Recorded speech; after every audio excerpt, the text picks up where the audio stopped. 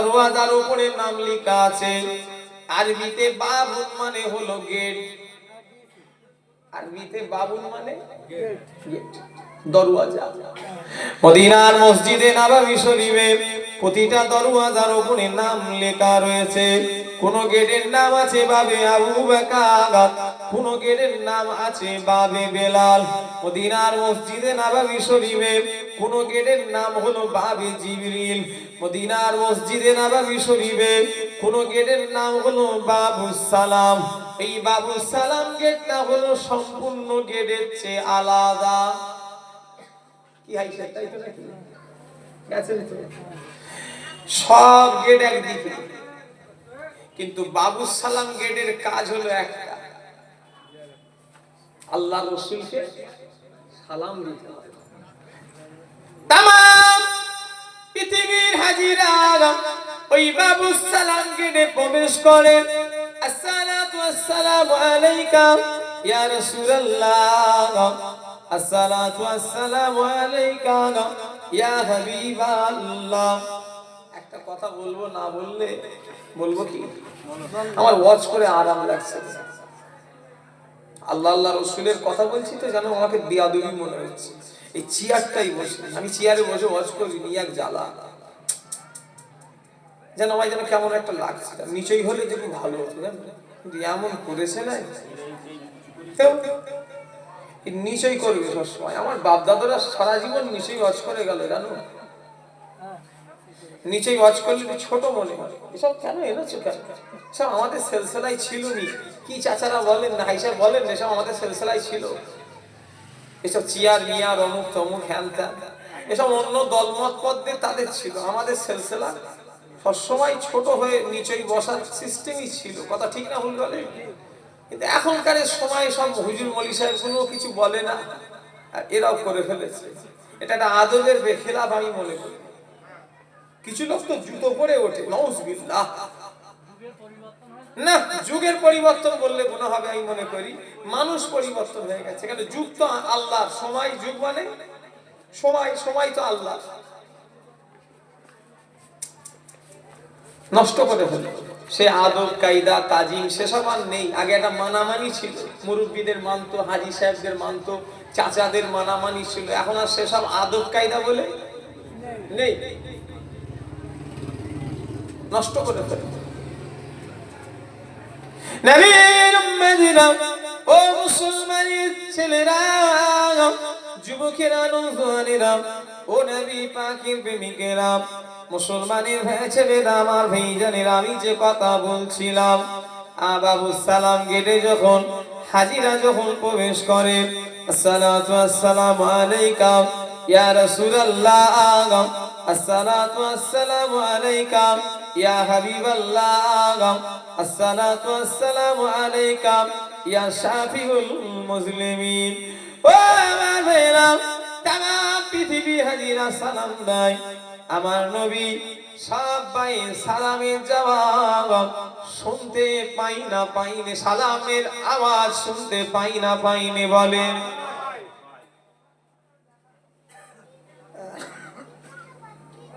আচ্ছা, নবী জবাব দেয়, আমরা শুনতে পাই?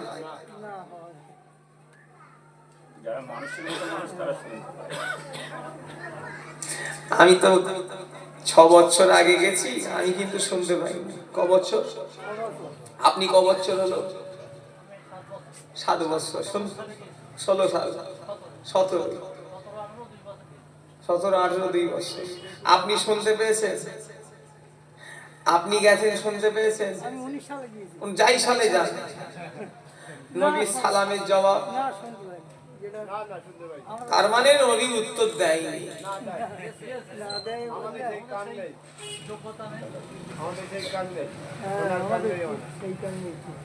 সে কান কাদের ছিল? এখন আর সে কান লোক আছে? পূর্ব কেন 24 পরগনায় আছে। চলো হারুয়াই 1 মাস আগে জলসা করেছি, খলিশাদি গ্রাম, নাম শুনেছেন? খলিশাদি বলে একটা জায়গা আছে, হারুয়া থানা, গোয়ালবোতাটা পার করি ডান দিকে খলিশাদি একটা জায়গা আছে। ঠিক এই কথাটা সেখানে দেখেছি।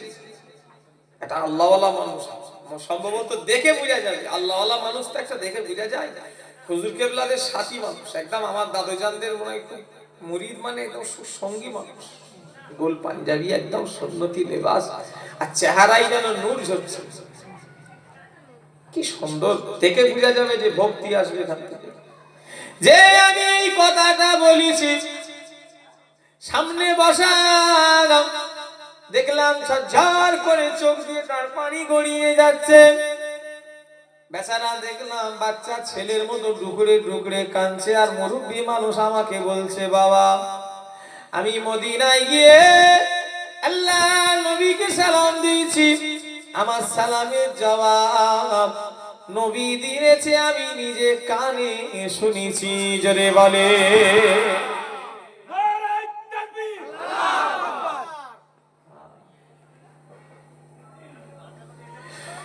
আমাকে নিজে বলেছে যে বাবা আমি মদিনায় গিয়ে আল্লাহ রসুলের সালামের জবাব শুনতে পেয়েছি। যেটা বললেন, তার মানে সেই সম্পর্কটা রসুলের সঙ্গে তিনি করতে পেরেছে,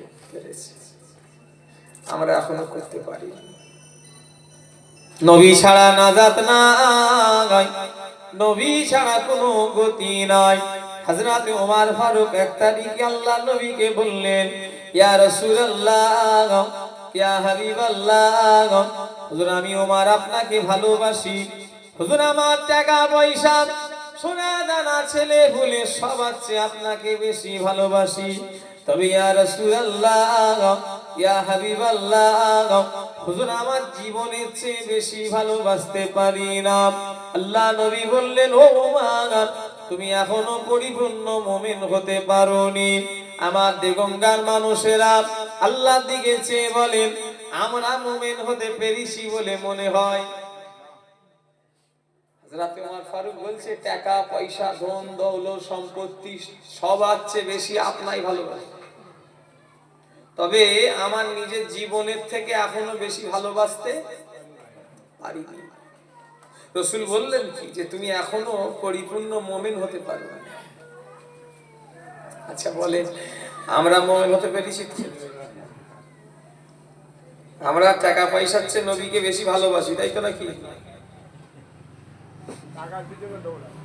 নবীকে ভালোবাসি টাকা পয়সার চেয়ে বেশি, তাই তো নাকি? আরে হাকি না বলেন না, ছেলে ভুলে কত সহজ। আল্লাহ নবী সাহাবী হযরত আবু বকর রাদিয়াল্লাহু আনহু, এদিকে ধ্যান দাও। আল্লাহ নবী সাহাবী হযরত আবু বকর, তিনি রাসূলুল্লাহর প্রথম সাহাবী ইসলামের দলে। কিন্তু আপনারা ইতিহাস পড়েছেন কিনা জানি না, ইতিহাস খুলে দেখবেন হযরত আবু বকর সিদ্দিকের ছেলে কিন্তু নবীর দলে নয়। জানেন কার দলে? আবু জাহেলের দলে। হযরত আবু বকর কিন্তু নবীর দলে, এটা কোনো বলার কিছু দরকার নেই। কিন্তু হযরত আবু বকর সিদ্দিকের ছেলে কিন্তু নবীর বিরুদ্ধে। এত বড় বদমাইশ ছিল, হযরত ওসমান গনি দাড়ি ধরে ফেলেছে। এইভাবে দাড়ি ধরে ফেলেছে। হযরত ওসমান গনি বলেছিলেন, এই যদি তোমার আব্বা বেঁচে থাকতো এই জিনিসটা মোটো মেনে নিত না। বলার সাথে সাথে ভয়ে ছেড়ে দিয়েছে। কত বড় শয়তান! হযরত আবু বকর সিদ্দিকের ছেলে আল্লাহর নবীর বিরুদ্ধে কাফেরদের দলে যুদ্ধ হবে ইসলামের সঙ্গে কাফেরদের। ঠিক যুদ্ধের আগের দিনে হযরত আবু বকর সিদ্দিকের ছেলে বলছে, আব্বা কাল আপনাদের সঙ্গে আমার যুদ্ধ হবে, তবে আপনি যদি আমার তলোয়ারের সামনে পড়ে যান, আমি আপনাকে বাপ কিছুই বলবো না, আমি আপনাকে ছেড়ে দেবো, আমি আপনাকে মারবো না। আপনি যদি যুদ্ধ করতে করতে আপনি যদি আমার তলোয়ারের সামনে চলে আসেন, আমি আপনাকে আঘাত করব না, আপনি আমার বাপ। ঈমান কাকে বলে দেখেন, কেন বলছি নবীকে আমরা কত ভালোবাসি। আমরা হলে আমরা বলতাম তুই আমাকে ছেড়ে দিবি, আমি কিন্তু তোকে ছেড়ে দেবো। আবু বকর সিদ্দিকের ঈমান কিন্তু ওঠা নয়। হযরতে আবু বকর সিদ্দিক তখনই ছেলেকে বলল, আল্লাহ জাতের কসম করে আবু বকর বলে, তুই যদি আমার তলোয়ারের সামনে পড়ে যাস, আল্লাহ জাতের কসম করে আবু বকর বলে, আমি তোকে ছেলে নয় নবীর দুশমনি মনে করব। জোরে বলে, আরো জোরে হবে না। ঈমান দেখেছেন, ছেলে বলে মন বলে গেল না। বলছে আল্লাহ জাতের কসম আবু বকর তোকে বলছে, শোন, তুই যদি আমার তলোয়ারের সামনে পড়িস, তোকে আমি ছেলে নয় নবীর দুশমনি মনে করব। জোরে বললেন সুবহানাল্লাহ। এই ঈমান করতে হবে, কত সহজ। আল্লাহ নবী বলল এক তারিখে, বাবা বেলাল, ও বাবা বেলাল, কি আমল করো বাবা, আল্লাহ তোমার আমলে এতটা খুশি হয়ে গিয়েছে বাবা বেলাল। ও বাবা বেলাল, তোমার আমলে আল্লাহ পাক এতটা রাজি হয়ে গিয়েছে বাবা বেলাল, কাল জান্নাতে যদি কেউ আগে যায় বাবা বেলাল, তুমি আগে জান্নাতে যাবে। হযরতে বেলালের চোখে পানি চলে এলো। আল্লাহ রাসূল যখন এই কথা বললেন, বাবা বেলাল কি আমল করো বাবা, বলে যখনই বললেন রাসূলুল্লাহ যে তোমার আমলে আল্লাহ এত খুশি হয়েছে, সব থেকে আগে তুমি জান্নাতে যাবে, হযরতে বেলালের চোখে পানি। ইয়া রাসূলুল্লাহ, ইয়া হাবিবাল্লাহ, হুজুর আমি বেলাল তেমন কিছু আমল করতে পারি না, তবে আমি বেলাল যখন ওযু করি, ওযু করে 2 রাকাত তাহিয়াতুল ওযুর নামাজ আমি জীবনে কোনোদিন ছাড়ি না। ইয়া রাসূলুল্লাহ, ইয়া হাবিবাল্লাহ, হুজুর আমি যখন ওযু করি, ওযু করে 2 রাকাত তাহিয়াতুল ওযুর নামাজ আমি পড়ে নি।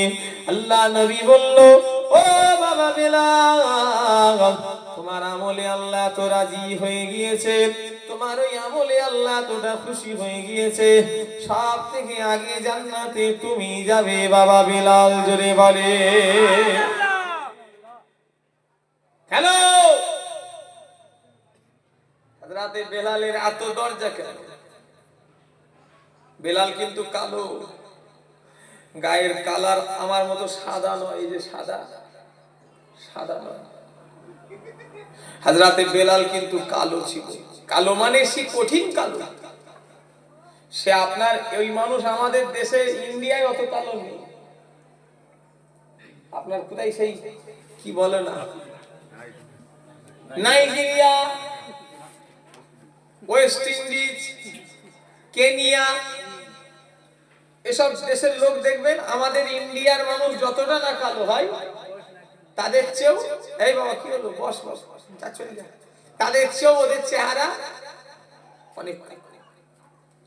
কিন্তু কালো হলে কি হবে, উনি আমার দুনিয়া সব থেকে আগে জান্নাতে যাবে। জোরে বললেন না সুবহানাল্লাহ। আমাদের দেশের অনেক লোক কালো বলে শামসুদ্দিন নাম কেলো চাচা বলে ডাকে, এই কেলো চা।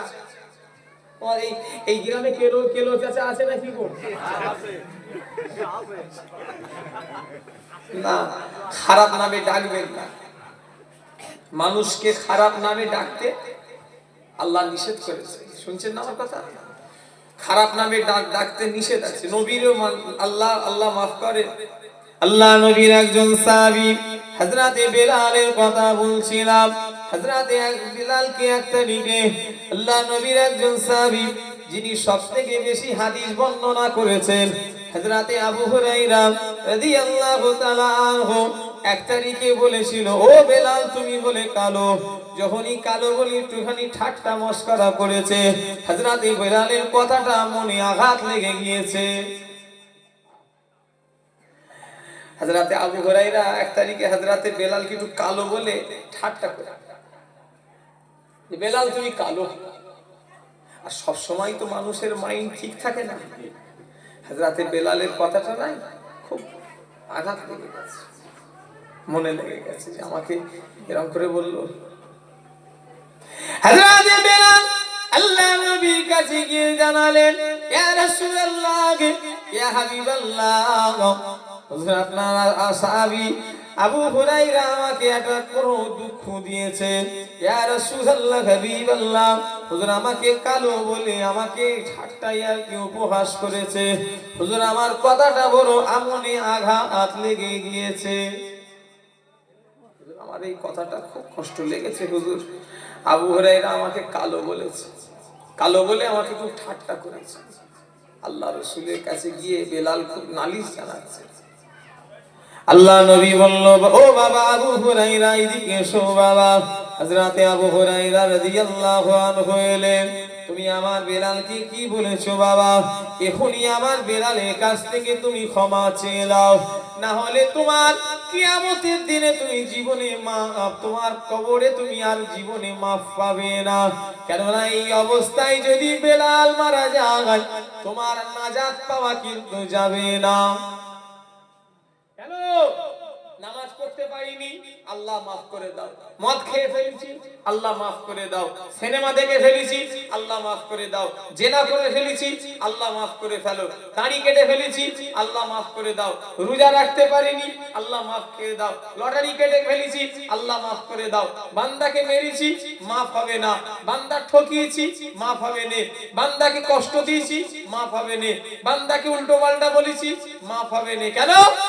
ওই বান্দার কাছে যতক্ষণ না মাফ চাইছো, বান্দা না মাফ করছে। কথা ঠিক না ভুল বলে? অত সহজ। হকুল নাস, দুটো হক, হুকুকুল্লাহ আর হুকুকুল ইবাদ। এই হুকুকুল ইবাদ কিন্তু কঠিন জিনিস। নামাজ পড়লেও কিছু কাজে লাগে না, সব ধরা পড়বে। আল্লাহ রাসূল বললেন, বাবা বেলাল, আমার বেলালের কাছে এখন মাফ চাও। বেলাল যদি এই অবস্থায় মরে যায়, তোমার আর আবু হুরায়রা, তুমি আর নাজাত তুমি। কত বড় কথা! খারাপ নামে ডাকতে নেই। আর চেহারা দেখে বিচার হবে না, চেহারা দেখে বিচার আল্লাহর কাছে হবে না। আল্লাহর কাছে আমল আর ঈমান দেখে বিচার হবে। কথা ঠিক না ভুল বলি? হ্যাঁ। ওরে বাবা, তোমরা কেন দাঁড়িয়ে আছো, গল্প করছো কেন? লোকগুলো সত্যি, আমি আর কোনোদিন এই জলসায় আসবো, আর যেদিও এসি এই প্রথম রাতে আর জলসা বুঝবো শোনে না। এটা দেখতে খারাপ লাগে না? পরিবেশটা কেমন নষ্ট করে ফেলে। একবার দরুদ শরীফ, আল্লাহুম্মা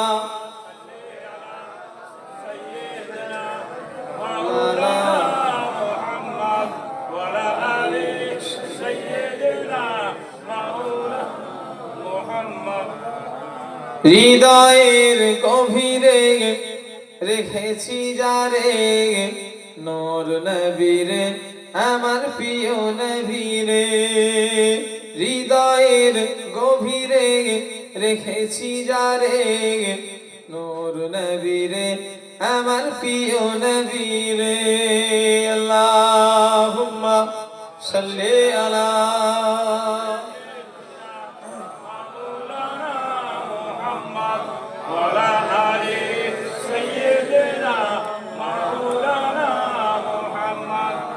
আমার দিনদার ইমানদার ভাইরা, আল্লাহওয়ালা ভাইরা, এই তুই এখানে কেন?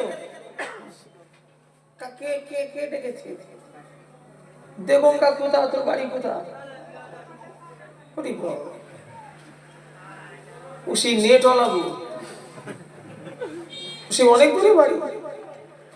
চলে এসেছি। ছাড়েন, আমি যে কথা বলছিলাম, এদিকে তাকা। ওরে বাবা, ওকে দেখেন তো ভালো করে, তুই মুখটা খোল, ওকে সব দেখছি।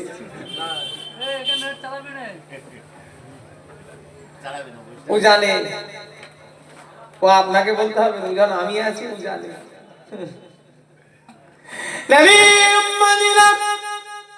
ও মুসলমানের ছেলেরা, যুবকেরা, নওজোয়ানেরা, ও নবী পাকের প্রেমিকেরা, আমার ভাইজানেরা, আমার নবীর কথা আমি বলছিলাম, হযরতে বেলালের কথা। হযরতে বেলাল কিন্তু চেহারায় কিন্তু কালো, বেলালের চেহারা কালো। গায়ের রং অত সাদা নয়, কিন্তু আগে উনি জান্নাতে যাবেন। হযরতে বেলাল নবীকে বললেন, ইয়া রাসূলুল্লাহ, ইয়া হাবিবাল্লাহ, হুজুর আমি বেলাল কি করে আগে জান্নাতে যাব? আল্লাহ নবী বললেন, ও বাবা বেলাল, আমি বুরাকের উপরে চেপে বসে থাকবো, আর ওই বুরাকের দড়িটা আল্লাহ কারোর হাতে দেবে না।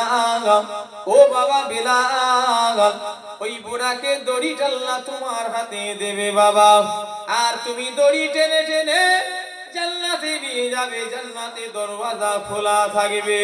সর্বপ্রথম যদি কারোর পা পড়ে বাবা বেলাল, তোমার পা প্রথম পড়বে। জোরে বলে, আরো জোরে হবে না?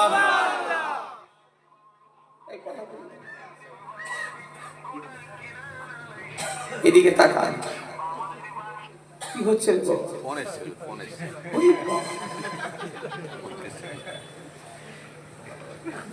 আল্লাহ রাসূল বললেন, আমি বুরাকের উপরে চেপে বসে থাকবো, আর বুরাকের দড়িটা আল্লাহ তোমার হাতে দেবে। আরে তো মহাজালাতন সাইলেন্ট করতা কোনটা? বুরাকের দড়ি তোমার হাতে, আর সর্বপ্রথম পা তোমার পড়বে। জোরে বললেন না সুবহানাল্লাহ? কেন বলতে পারবেন? এই আপনারা বলতে পারবেন কেন? একটু কথা বলেন। হযরতে আবু বকর রয়েছে, হযরতে ওমর ফারুক রয়েছে, হযরতে উসমান গনি রয়েছে, নবী সাহাবা তো সবই আলহামদুলিল্লাহ আমাদের মাথায়, কিন্তু তারপরও কটা বড় সাহাবা? একটু কথা বলে না দেখছি তো, চারটে। কিন্তু চারটে সাহাবার পরে, চারটে সাহাবা থাকা সত্ত্বেও জান্নাতে কি আগে যাবে ভাই? কেন? এই লোকগুলো কোনো কথা বলছে না। কালো দায় হাসুন,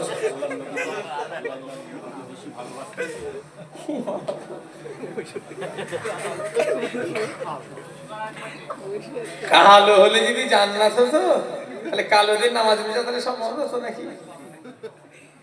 কি উত্তর দেখেছেন? বলে কালো তাই যাবে লাল জান্নাত। কেন বলে? আমল কি আবু বকর সিদ্দিকীর কম নাকি?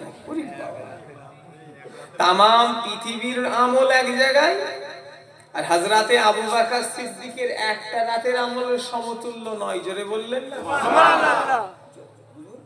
অন্য হুজুরা সমাগারে কিছু কিছু জায়গায় বলেন শুনেছি যে আবু বকরকে সর্বপ্রথম আগে জান্নাতে দেবে। না, আবু বকর সিদ্দিক হুজুরের সর্বপ্রথম হিসাব হবে, হিসাব। কিন্তু জান্নাতে বেলাল যাবে। কে বলে আমি জানি না। হিসাব হবে হযরতে আবু বকর। সর্বপ্রথম যত মানুষ কিয়ামতে উঠবে, হযরতে আবু বকর সিদ্দিকের হিসাবটা প্রথম হবে। জোরে বললেন না সুবহানাল্লাহ? কিন্তু জান্নাতে যাবে কেন বলতে পারবেন? অন্য কোন কারণ নয়, একটাই কারণ হলো ইসলাম কবুল করাতে যতগুলি সাহাবা কষ্ট পেয়েছে, বেলালের মতো কোন সাহাবী কিন্তু কষ্ট পাই না। খুব কষ্ট। আগে আমাদের দেশে যেমন গরু ছাগল বিক্রি হয় বাজারে, আমাদের বর্তমানে আমাদের হাটে যেমন পশু বিক্রি হয়, সেই জামানায় ওই রকম হাটে মানুষ বিক্রি হতো। শুনছেন আমার কথা? আমাদের এখানে যেমন হাটে গরু ছাগল পশু, এই গরু ছাগল পশু পাখি মুরগি এসব বিক্রি হয়, ওই জামানায় মানুষ বিক্রি হতো। ছেলে মেয়েদের ঘরে সব লাইন দিয়ে যেমন গরুর ঘরে যেমন হাটে তোলা হতো, ওরকম মানুষকেও হাটে তোলা হতো। দাস আর দাসী, গোলাম যে কিনবে, মানে ওই জামানায় যারা গোলাম আর দাসী ছিল, একটা কুকুরের চেয়েও তাদের অবস্থা খারাপ। মানুষ একটা কুকুর ওপরে মায়া করত, দাসীর ওপরে মায়া করত নি। মানে আমি কিনেছি, সে আমার। তার স্বাধীনতা বলে এই জন্যই জুম্মার ফরজ, জুম্মার যারা স্বাধীন নয়, মানে যারা আপনার কি বলে কিতদাস, যাদের গোলাম, তাদের লেগে জুম্মা ফরজ নয়। শুনছেন না আমার কথা? এই কথা বলে না দেখছি। জুম্মা ফরজ নেই কেন? তারা তাদের স্বাধীনে থাকে না। তাদের মনিব যদি বলে এই যেতে হবে না, কি করবে? ওই জন্য ইসলামের আইনে ওদের জন্য জুম্মা ফরজ নয়। তবে সেই কথা আর পৃথিবীতে আছে আমার মনে হয় নেই। হ্যাঁ আছে, আমি শুনেছি, আল্লাহ জানে, শোনা কথা তো। ওই ইরানে নাই কি এখনো আছে? ইরান আল্লাহ বেহতার জানে। আমার ভাইজানেরা, যুবকেরা, নওজোয়ানেরা, ও নবী পাকের প্রেমিকেরা, মুসলমানের ছেলেরা, আমার ভাইজানেরা, হযরতে বেলাল ছিল কিনা গোলাম। হযরতে বেলালের এটাই হলো সবথেকে বড় দোষ। বেলাল হলো গোলাম, কিনা গোলাম। হযরতে বেলাল কিনা গোলাম, ইসলাম কবুল করেছে বলে বেলালের এটাই হলো সবথেকে বড় দোষ। ও আমার ভাইজানেরা, হযরতে বেলাল কে হাত ইসলাম কবুল করার জন্য হাতে দড়ি বাঁধা হয়েছে। হযরতে বেলালকে ইসলাম কবুল করার জন্য পায়েও দড়ি বাঁধা হয়েছে। হযরতে বেলালকে ইসলাম কবুল করার জন্য আমার ভাইজানেরা ঘিসড়ে দড়ি ধরে ধরে টেনে টেনে নিয়ে যাওয়া হচ্ছে। হযরতে বেলালের তামাম শরীরে, পিছনের শরীরে চামড়াগুলো সব ছিঁড়ে উদড়ে গিয়েছে। হযরতে বেলাল কোনো চোর নয়, হযরতে বেলাল কোনো ডাকাত নয়। হযরতে বেলালকে গরম বালিতে টিপে ধরে রাখা হয়েছে। হযরতে বেলালের বুকে বড় বড় পাথর চাপিয়ে দেওয়া হয়েছে। বেলাল কোনো চুরি করে না, বেলাল কোনো ডাকাতি করে না, বেলাল কোনো খুন করে না, বেলাল কারো কিছুই ক্ষতি করে না। বেলালের একটাই দোষ হলো আল্লাহকে আল্লাহ বলে মেনেছে, নবীর হাতে কলেমা পড়ে মুসলমান হয়েছে বলে গোলাম হয়ে হযরতে বেলালকে মেরে মেরে মেরে মেরে বড় বড় বুকে পাথর চাপিয়ে দিয়ে কাফেরেরা অফার করলো, ও বেলাল তোকে আর মারবো না, তোকে আমরা ছেড়ে দেবো, একবার নবীর দল থেকে আমাদের দলে চলে আয়। হযরতে বেলালের বুকে বড় বড় পাথর চাপানো রয়েছে, তারপরেও হযরতে বেলাল ওই অবস্থাতে বলছে, আমি বেলাল জীবন দেবো তথাপিও নবীকে ছেড়ে দেবো না। জোরে বলে। সেই ঈমান কোথায়? সেই ঈমান আমাদের আছে? আল্লাহর দিকে চেয়ে বলেন তো। আমার কথাই যদি ভুল হয় আপনারা বলবেন। আমার যেটা ধারণা, যদি বেলালের মতো কষ্ট আমাদের দেয়া হয়, আমরা মনে হয় ইসলাম ধর্মটাই ত্যাগ করে দিতাম। কথা ঠিক না ভুল? এটা আমার যেন মনে লেগেছে যে ইসলাম কবুল করাতে যে বেলালকে যে কষ্ট দেওয়া হয়েছে, ওই কষ্ট যদি আমাদের দেয়া হতো, আমরা আর ইসলাম ধর্মতে থাকতাম পারতাম না। নয় থাকতামই না, থাকতে পারতাম না, থাকতামই না। হ্যাঁ, ও কি কষ্ট। ওই জন্যই তো আল্লাহ এত নিয়ামত দিয়েছে। আল্লাহ এই যে 10-12 দিন আগে একটা রাত চলে গেল, রাতটার নাম হলো শবে মেরাজের রাত। এই জানেন তো নাকি? ও জানি, ওই রাতে আমরা ঘুমিয়ে ঘুমিয়ে কেটিয়েছি, এইটাই জানি। কি রাইতো নাকি সবাই? কিছু লোক ইবাদত করে, বেশিরভাগ লোক সব এরা ফরজ নামাজ পড়েনি, আবার নফল ইবাদত করবে গো। রাকাত নামাজ পড়ে জুম্মার দিনে আউট হয়ে যায়। এটা টোটাল পড়ে কি 2 রাকাত নামাজ পড়ে এর মানে দুনিয়া ওর শুদ্ধ বোধানা ভালো কথা বলে দিয়েছি। এখন এই ওয়াজটা করে নি, আমি থাকবো না, বলবো না, ছেড়ে দেবো। তবে আমি আর 9টা পর্যন্ত থাকবো। সোনার ভাই আমার, এই একটা কমিটির ছেলে কেউ আছো? আমি কেন নেবি দুটি খাবো শুধু, আর খাওয়ার আগে আমি একটা গ্যাসের ট্যাবলেট খাই। আমার সাথে লোককে বলো ভাইজানের সেই প্যান 40টা দিতে বলছি, আর পানি আছে। কি অবস্থা চলছে দেখেছেন? একবার দরুদ শরীফ আল্লাহুম্মা সাল্লি আলা। একজন যাবে, ওদের নিয়ে আসতে বলো, ওরাই নিয়ে আসবে।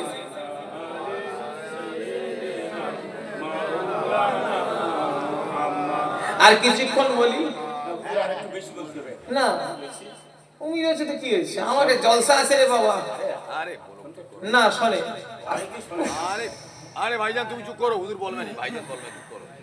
আমার জলসা আছে। কেন?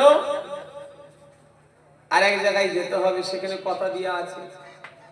আর আমি আল্লাহ মাফ করেন, এই সেখানে আবার ফুরফুরা 3টে হুজুর আছে। ওরে বাবা, ও টানাটানি 1 মিনিট কেউ কারোর টানবে না, ছেড়ে দিয়ে পালিয়ে যাবে।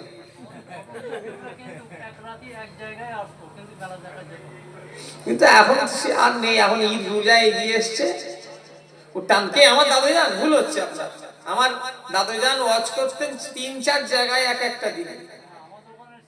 সে আপনাদের এখানে হলে কি জানি সেটা ব্যাপার, কিন্তু ছোট বিকেলা এক রাত্রিরে 3টে 4টে 5টা পর্যন্ত জলসা করেছে, দিনে রাতে মিলিয়ে।